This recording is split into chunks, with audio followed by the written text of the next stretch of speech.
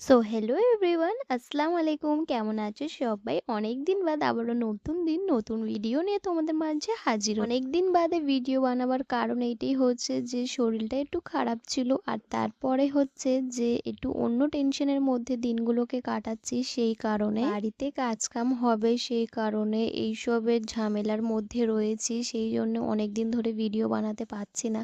আর তোমরা আমাকে ভালোই বাসো না, সেই জন্য সেই আশায় আর ভিডিও বানাতে পারছি না। দেখো, ভালোবাসা পেলে তারপরে মনে হয় যে ভালোবাসা দিই। আর যদি না তুমি ভালোবাসা দাও তাহলে আমি তোমাদের সাথে কিভাবে ভালোবাসাগুলো শেয়ার করি বলো? আমি হচ্ছি একটা অভাগা মেয়ে, জানো তো। না আমি আমার বাবা মার কাছে ভালোবাসা পেয়েছি, না আমি নিজের শ্বশুর শাশুড়ির কাছে ভালোবাসা পেয়েছি। হয়তো মানুষ হিসাবে আমিই খুবই খারাপ, সেই জন্য আমি কারোর সাথে চলতে পারি না।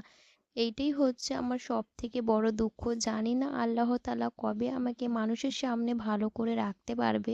খারাপ তো আমি নিজেকেই বলছি যে দেখো, কার যদি একটা মেয়ে নিজের বাবা মার কাছে ভালো হবে না, শ্বশুর শাশুড়ির কাছে যদি না ভালো হতে পারে, তাহলে সে মানুষটাই খারাপ, তাই না?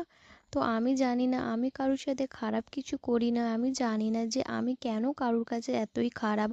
আল্লাহ তাআলা কিসের জন্য আমাকে তুলে নেয় না, আমি এটাও ভাবতে পারিনি। আমি আল্লাহর কাছে সবসময় চাই যে আল্লাহ এই পৃথিবী থেকে আমাকে তুলে নাও।